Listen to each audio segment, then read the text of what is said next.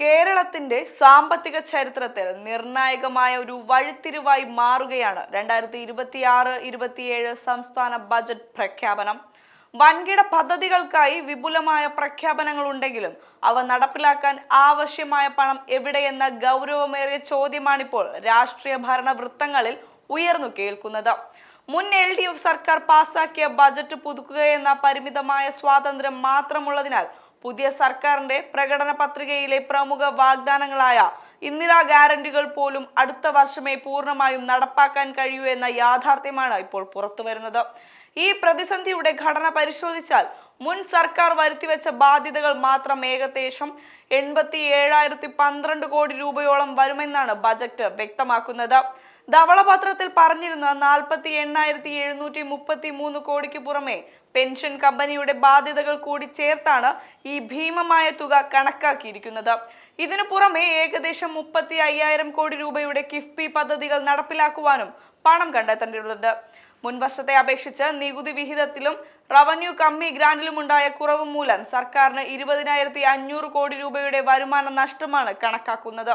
ഈ പശ്ചാത്തലത്തിൽ വികസന പദ്ധതികൾക്കായുള്ള വകയിരുത്തൽ 35,750 കോടി രൂപയിൽ നിന്നും 30,370 കോടിയായി ചുരുക്കാൻ സർക്കാർ നിർബന്ധിതരായിരിക്കുന്നു. ഈ സാമ്പത്തിക നിയന്ത്രണങ്ങൾ സംസ്ഥാനത്തിന്റെ പൊതുഭരണത്തെയും സാധാരണക്കാരന്റെ ദൈനംദിന ജീവിതത്തെയും നേരിട്ട് ബാധിക്കുന്നവയാണ്. ഒരു കുടുംബത്തിന് 25 ലക്ഷം രൂപയുടെ സൗജന്യ ആരോഗ്യ ഇൻഷുറൻസ് പരിരക്ഷ നൽകുന്ന ഉമ്മൻചാണ്ടി ആരോഗ്യ ഇൻഷുറൻസ് പദ്ധതിക്ക് ഈ ബജറ്റിൽ വെറും 10 കോടി രൂപ മാത്രമാണ് മാറ്റിവച്ചിരിക്കുന്നത്. തന്മൂലം ഈ പദ്ധതി പൂർണ്ണതോതിൽ അനുഭവിക്കാൻ ജനങ്ങൾ അടുത്ത വർഷം വരെ കാത്തിരിക്കേണ്ടി വരും. അതേസമയം പട്ടിക വിഭാഗങ്ങൾക്കുള്ള ഫണ്ട് കുറയാതിരിക്കാൻ 680 കോടി രൂപയും മത്സ്യബന്ധന മേഖലയ്ക്ക് 50 കോടി രൂപയും അധികമായി വകയിരുത്തിക്കൊണ്ട് സാമൂഹ്യ ക്ഷേമത്തിൽ ഒരു പരിധിവരെ തുലനം നിലനിർത്താൻ ശ്രമം നടന്നിട്ടുണ്ട്. കേവലം കക്ഷി രാഷ്ട്രീയ തർക്കങ്ങൾക്കപ്പുറം ഈ ബജറ്റ് ഉയർത്തുന്ന ജനാധിപത്യപരമായ വിവേചനം നാം തിരിച്ചറിയേണ്ടതുണ്ട്. വരുമാനത്തിൽ ഗണ്യമായ കുറവുണ്ടാകുന്ന സാഹചര്യത്തിൽ സ്വകാര്യ മേഖലയ്ക്ക് കൂടുതൽ പ്രാധാന്യം നൽകി നിക്ഷേപം സമാഹരിക്കാനാണ് സർക്കാർ ലക്ഷ്യമിടുന്നത്. പൊതുമേഖലാ സ്ഥാപനങ്ങളുടെ പുനഃസംഘടനയും ഇതിന്റെ ഭാഗമായി ഉണ്ടായേക്കാം. LDF സർക്കാരിന്റെ ബജറ്റിനേക്കാൾ നികുതി വരുമാനത്തിൽ 5,000 കോടി രൂപയുടെയെങ്കിലും വർധനവാണ് UDF സർക്കാർ പ്രതീക്ഷിക്കുന്നത്.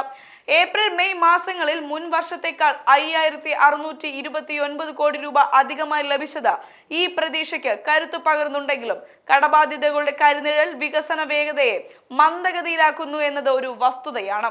ഭരണകൂടത്തിന്റെ സാമ്പത്തിക നയങ്ങളും ബജറ്റ് മാനേജ്മെന്റും കൃത്യമായി മനസ്സിലാക്കുക എന്നത് ബോധമുള്ള ഓരോ പൗരന്റെയും കടമയാണ്. എങ്കിൽ മാത്രമേ വെറും വാഗ്ദാനങ്ങൾക്കപ്പുറം യഥാർത്ഥ വികസനം എന്തെന്ന് നമുക്ക് വിലയിരുത്താൻ സാധിക്കൂ.